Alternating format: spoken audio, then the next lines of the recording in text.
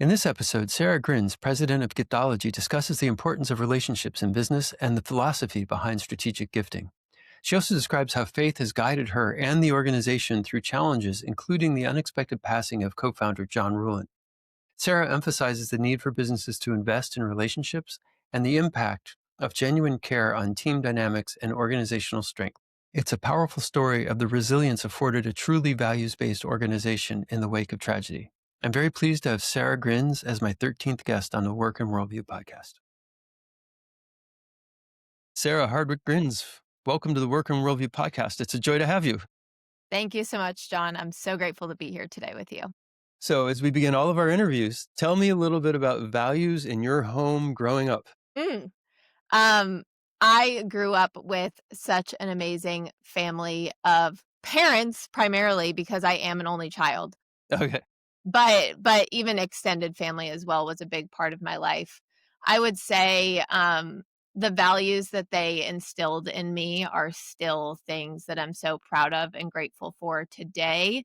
I know, John, we've had some private conversations about faith and things of that nature. And truly, while that wasn't a huge part of my childhood, I did grow up in a Catholic home. I grew up not far from you in a small town in central Jersey. So that kind of was part of the culture, right? Part of what most of my family participated in. But I wouldn't say it was necessarily religious values. It was more so the religious tradition and religious culture that maybe shaped some of those values that I grew up around.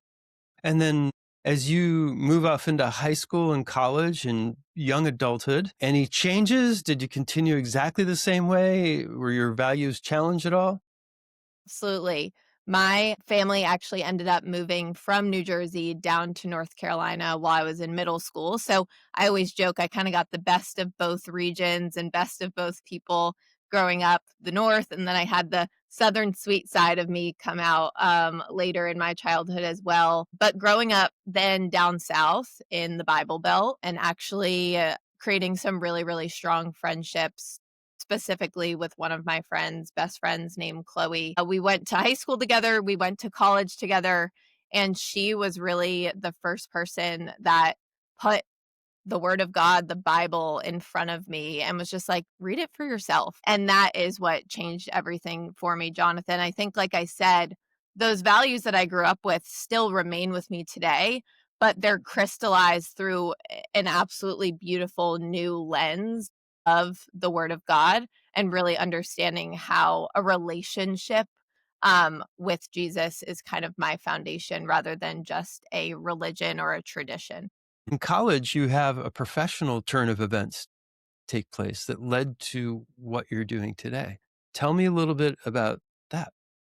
Yeah, that also is a story that involves my best friend, Chloe. My freshman year at the University of North Carolina at Chapel Hill, we both together went to one of those typical career seminars that all the students are invited to. And the woman walked us through an exercise of just Googling something that we felt like we were really good at or really passionate about and put the word company behind it. Like, let's just see what comes up on Google. Do a quick search. My friend Chloe, I was probably just going to take the easy route of look up something, I was good at math and all of those things, but she pushed me. She's like, you're such a good gift giver. Why don't you just look up gift giving companies? Okay. So I always joke that now being behind the curtain a little bit, the Giftology group's SEO was definitely working that day. And everything John Ruhlin, Giftology, this philosophy and this company around corporate gift giving popped up. And I was just intrigued from that moment on. So going through college, then I really kind of made it my mission to better understand that industry. Also reached out to John Ruhlin on LinkedIn and he answered. And from there, I started an internship with Giftology Group while I was in college and transitioned that into my full-time career. Wow. Okay. It's a crazy story, truly. I feel like my whole entire path has been completely divine, especially with where I am now and where our company is now. But it's story that I look back on with such fond memory and think it's a really cool experience to have. That is exceptional. So your freshman year of college, you reach out to this guy, begin an internship that turns into your full-time career after college. Absolutely, that's exactly how it went. Yep, I even said, I bought LinkedIn Premium because then I could see when he was actually online, like the little green dot that you can see, and I waited to send my message then, and he responded right away, connected me with the team, and the rest is history. So, yeah, I started interning my sophomore year and have been there since. All right. Now, Sarah, I think you're maybe leaving out an important element. You must have brought something to the table for him to have that reaction. Tell me a little bit about that. Yeah, I did come in, I think with a really relational reach out, which is something that's very important to us as an organization. As much as we are, yes, a gifting company, I really think we're a relationship agency first and foremost. So I Mhm. definitely leaned into that, really understanding the power of relationships and not asking for an internship outright or asking for any sort of connection, but truly saying that I've listened to a lot of the podcasts. And I actually did a little play on the fact that there's this amazing story of John Ruhlin gifting Cameron Harold, and I made a little play at that. So went in with that message and then was able to kind of prove myself in those early years by understanding that there was maybe a gap in the market of gifting that a lot of actually small business owners, service based business professionals, the realtors, financial advisors of the world that loved Giftology and the concepts and the philosophies, but we did not have a service at that time that actually served them. So that was what I was tasked with to build out during my time at UNC as an intern. I built the first gifting community online for service professionals. Tell us about the state of play of giftology before that point, or just up to that point, right? So, what were they doing before you brought that? Yeah. Giftology absolutely at that point was leaning in full force to helping large organizations gift at scale and gift better. Our Okay. philosophy is really founded on we don't do logos. We're really passionate about that a good gift lives in the heart of the home and includes the inner circle. It Hmm. comes with the handwritten note, right? It's not the typical corporate swag that Right. everyone typically does. Hmm. So we really turned that philosophy on its head, and we're helping organizations invest meaningfully in their relationships through gifting.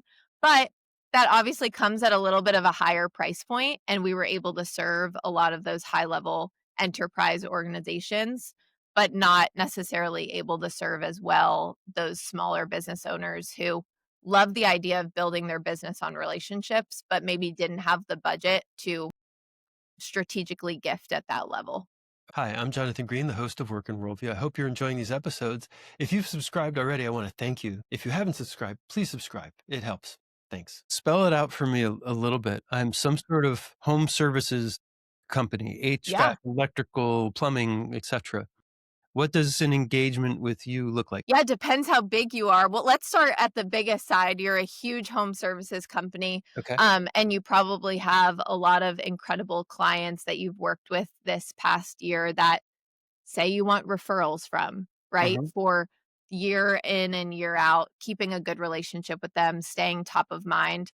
We would likely engage in a gifting strategy to pull that list and really think about the important relationships in your network with you and then do a gift send on your behalf to those relationships. That's what we call a gifting campaign or a gifting plan of really helping you think about who are the important relationships in your network? What are you looking to get out of this? In this case, referrals. And then how do we strategically gift those individuals so that you stay top of mind?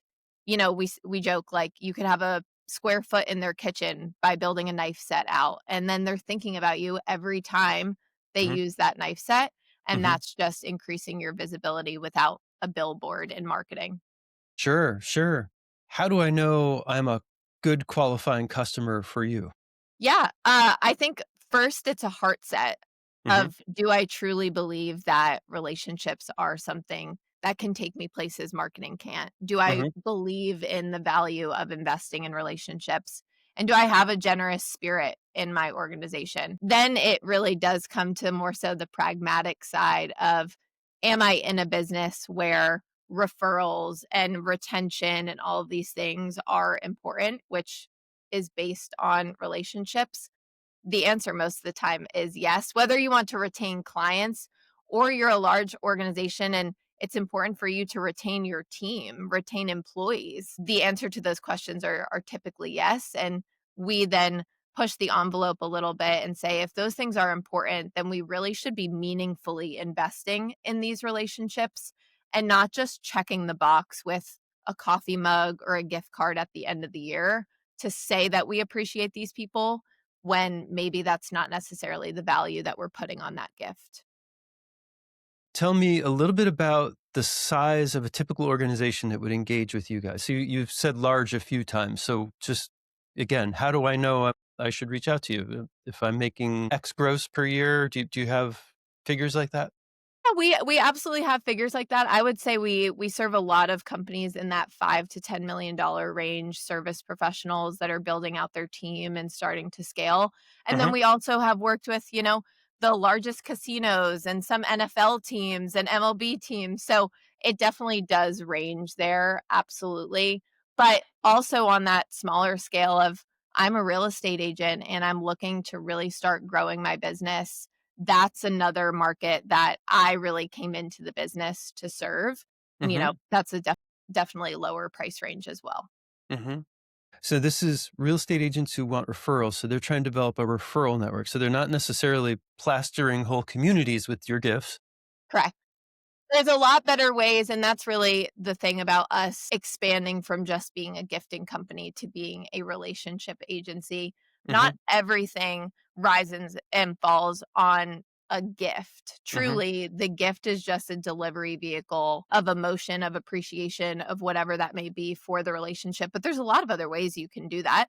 Handwritten notes, right? That's Hmm. probably 75 cents to a dollar, depending on Right. postage, Right. and that's something that someone like a real estate agent could absolutely engage in to appreciate their relationships. But it really is about, do you have a system to make sure you're doing those things? Do you have some sort of strategy to invest in your relationships? And then are you being held accountable to that?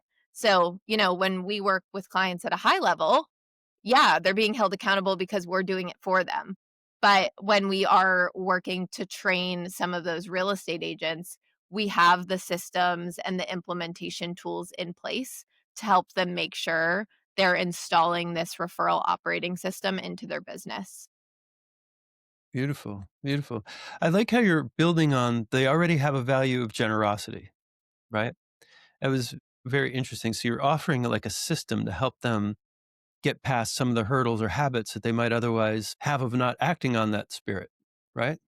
I love that you brought up habits because that's what it really is all about. Yes, I think the system is important and that's what we provide, but ultimately the system runs on the habits that you're doing on a weekly, monthly, yearly basis. And so we do really try to help business leaders install those habits of taking care of their relationships well. Relationships are the thing at the bottom of our to-do list, unfortunately, a lot of the times in business, although they're the engine for most of our sales Sure. activity, right? All Right. the things, Yeah. but it's just something that gets pushed to the bottom. So creating habits and priority around that activity is what we set out to do with our clients that we serve. Hmm. Have you experienced places where a customer is not a customer yet? They're kind of anxious about this and they're kind of not sure, but then something kind of reaches a tipping point. Like somehow they go ahead and do it. And then they experience later, they're like, I'm so glad I did this. Have you ever had those sorts of experiences? Yeah, John, I mean, I think sometimes we have those experiences even as an organization of gifting someone and maybe not seeing a return on it right away, Hmm. but 3 years later, them giving us the biggest referral ever, right? So Okay. I think that really is the game that we need to talk our prospective clients through as well of, as a marketing strategy or as an investment strategy in this way in your business, this isn't going to be something that gives you immediate ROI like Hmm. maybe a Facebook ad would. Hmm. But we're very, very confident that the ROR, the return on relationship Hmm. that you likely will receive, while not maybe trackable in that moment, will exponentially go above and beyond that dollar in, dollar out that you would receive from some traditional marketing activity. I like that term. Is that a term you guys coined That internally? is, yes, that is a term that's trademarked by us, ROR, return on relationship. Fantastic. Fantastic. So, Sarah, I want to get to the business itself. So you mentioned John. John created the company, Yes. hired you. You came in, pretty dramatic, significant turn of events. Could you just tell me a little bit about what happened, the values that the organization had that took them through that, and like just sort of thoughts on other organizations that may face a similar challenge? So I'm going to just leave you with all that. Yeah. John and his best friend and business partner, Rod, founded this company, Giftology. And last year in August, John unexpectedly passed away, which, as you can imagine, absolutely shook our organization, and was a devastating reality also for John's family, whom we love so much.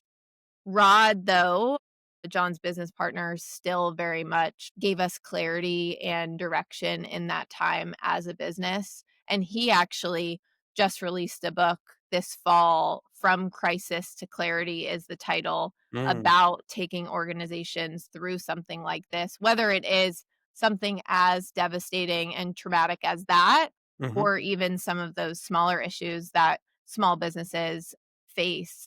Uh, But in that season, something that just always is so clear to me and absolutely clear to me now is we truly have felt, sadness and grief through this, but truly that there has been a bigger plan from God. And I'm very lucky to say that our organization has those values of faith built into its core, which I think has just helped us push through as a team day in and day out through this transitional period as we continue John's legacy, and grow what he set out to do, this mission of gifting and relationships and generosity in the marketplace. Put a little more flesh on those bones in terms of how faith helped the organization through this crisis. Yeah, I mean, I think it's hard to see the light at the end of the tunnel sometimes in any struggle that we face here on earth without the hope of Jesus. And I think that being deeply ingrained in a business just truly allows you to see the light through any of that hard, long days that we were working during that period or figuring out. I know Rod, and he has done some podcasts on this and also the book, but found incredible clarity in his faith as well in walking through this season. And I think we all have. And now seeing it, not come full circle by any means, but a year and a half later, the stability we've continued to have, the growth that we've had, the people that have rallied around us, it's just continued to crystallize the fact that God absolutely has a plan for us all, and while we do face these struggles here on earth, there's something bigger that he has in mind for us. Awesome. Yes. The majority of the businesses in the United States, anyway, are small businesses, probably the world, but let's just stick with the United States for a second. Many of them have similar organizational structures to what you guys had prior to John's passing. If you could go back in time and sort of speak to yourself, your organization, like when John was still there, is there anything you'd offer in terms of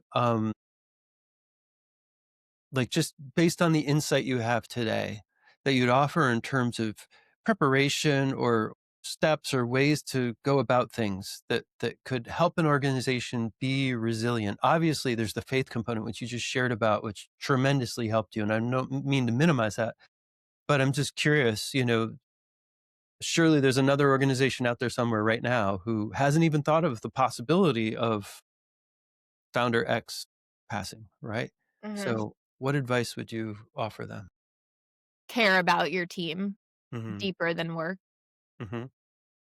I mean, John and the leader that he was and the care that he had for each of us, not only internally at the company, but also um, the desire for us to win at home with our families and our spouses and our hobbies and activities. It's in the Giftology book as well that something that we all as employees are afforded is a monthly date night with our spouse on Mm. the company, right? Like those Wow. small things that show true care for your team and your employees.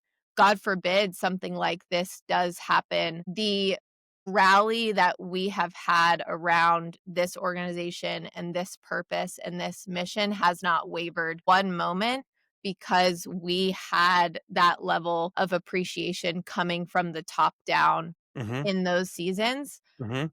and it just makes you want to show up bigger and better than ever. We talk about gifting and all these things increasing loyalty, but any relational act, I think, really increases loyalty internally in your organization that can serve you in times like we went through. Mhm. It sounds like you had a spectacularly clear mission, vision, and values that you're operating against. Yeah, we do, and they're so simple, John. I remember when I first started at Giftology and, the typical paperwork that maybe somebody would go through, all the formalities and all of those things, but the mission and values is like a one pager that's like, "Here's what we believe." Mhm. And we believe that you should treat your team just as you would treat a client with excellence and kindness. Like those types of things, it makes it simple and powerful to work for an organization where I have clear guidance of what's important to us. Mhm. And at the end of the day, I'm very grateful that that faith component as well guides our organization and myself every single day. Sarah, that's a beautiful story. Thank you for sharing that. I mean, Yeah. it's a challenging story, right? But it's a beautiful story, and the faith and the resilience that's brought you guys through. Anything else you want to share? Sarah, thanks for being with me on the Work and Worldview podcast. Two questions for you. One is you referenced two different books. Could you just tell me a little bit about each of those? Yes, we actually have 3 kind of in this series. So, starting with the core of Giftology is John Ruhlin's book, Giftology. It walks through our gifting philosophies and principles that we believe will help your business cut through the noise, and that's a incredible, easy, and amazing, amazing read for anyone who's looking to learn a little bit more about how to use strategic gifting in their business. We then have Beyond Giftology, which John started writing before he passed away, and we took to completion and launched in March. That is an incredible book, especially for those smaller business owners where it's like, hey, I maybe don't have the budget to do all this amazing gifting stuff, but I want to understand and go beyond just the gifting philosophies, how to take care of my relationships and get referrals. That's that, and the third one that I mentioned, John, is From Crisis to Clarity by Rod Neuenschwander, and that book is all about taking our organization as a case study through that season and also all of the frameworks that he imparts on business leaders who may be facing some struggles in their own business. Okay. Awesome. Sarah, helpful tools there. I will create links and in the show notes. Thank you so much for being with us. I really appreciate it. Absolutely. Thank you, John.